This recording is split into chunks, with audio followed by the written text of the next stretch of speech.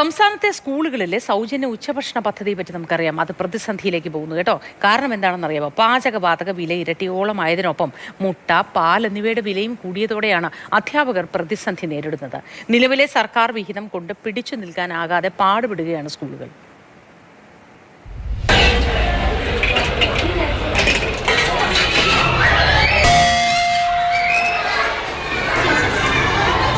നമുക്ക് ഒരു മാസത്തേക്കൊക്കെ നമുക്കൊരു കടയിലോ എവിടെയെങ്കിലും പോയി നമുക്കൊന്ന് കടം പറയാം. പക്ഷെ ഒരു മാസത്തിലധികമാകുമ്പോൾ ഈ രണ്ടാമത്തെ മാസമാകുമ്പോൾ കടക്കാരനും ബുദ്ധിമുട്ടാവും.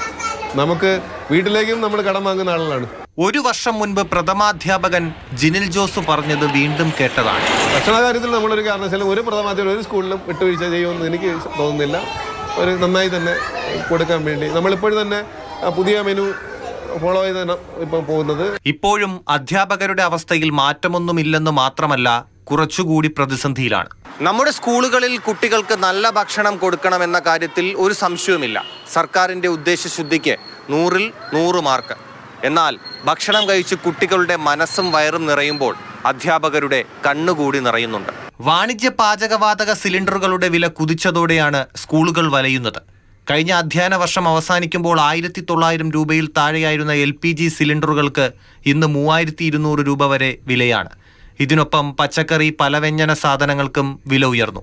ഉച്ചഭക്ഷണത്തിനുള്ള അരി മാത്രമാണ് സപ്ലൈകോ വഴി നൽകുന്നത്. മൊത്തത്തിൽ ഉച്ചഭക്ഷണ തുക വർദ്ധിപ്പിച്ച്, അതുപോലെ ഈ പാലിനും മുട്ടയ്ക്കൊക്കെയുള്ള തുക വർദ്ധിപ്പിച്ച് തുക അഡ്വാൻസായി നൽകിക്കൊണ്ട്, ഈ രണ്ട് തുകയും അഡ്വാൻസായി നൽകിക്കൊണ്ട് അത് HMCന് എടുത്ത് ഉപയോഗിക്കാൻ കഴിയുന്ന രീതിയിലേക്ക് മാറ്റണം. ഉച്ചഭക്ഷണ പദ്ധതിയുടെ ഭാഗമായി ആഴ്ചയിൽ ഒരു ദിവസം മുട്ടയും 2 ദിവസം 150 മില്ലി ലിറ്റർ വീതം പാലും കുട്ടികൾക്ക് കൊടുക്കുന്നുണ്ട്. മുട്ടയ്ക്ക് 6 രൂപയാണ് സർക്കാർ വിഹിതം. എന്നാൽ മുട്ടയ്ക്ക് 8.5 രൂപ വരെയാണ് ഇപ്പോൾ വില. പാലിന് വില കൂട്ടിയെങ്കിലും ഇപ്പോൾ സർക്കാർ നൽകുന്നത് ലിറ്ററിന് 52 രൂപയാണ്. ശരാശരി 60 രൂപ മുടക്കിയാണ് സ്കൂളുകൾ പാൽ വാങ്ങുന്നത്. ഈ രണ്ടിനത്തിലും അധിക ബാധ്യത നികത്താൻ സർക്കാർ വിഹിതം കൂട്ടിയിട്ടില്ല. വിലക്കയറ്റത്തിന്റെ പശ്ചാത്തലത്തിൽ നഷ്ടം നികത്തുന്ന തരത്തിലെങ്കിലും സർക്കാരിന്റെ ഉച്ചഭക്ഷണ വിഹിതം വർദ്ധിപ്പിക്കണമെന്നാണ് സ്കൂളുകളുടെ ആവശ്യം. മാതൃഭൂമി ന്യൂസ്, തിരുവനന്തപുരം.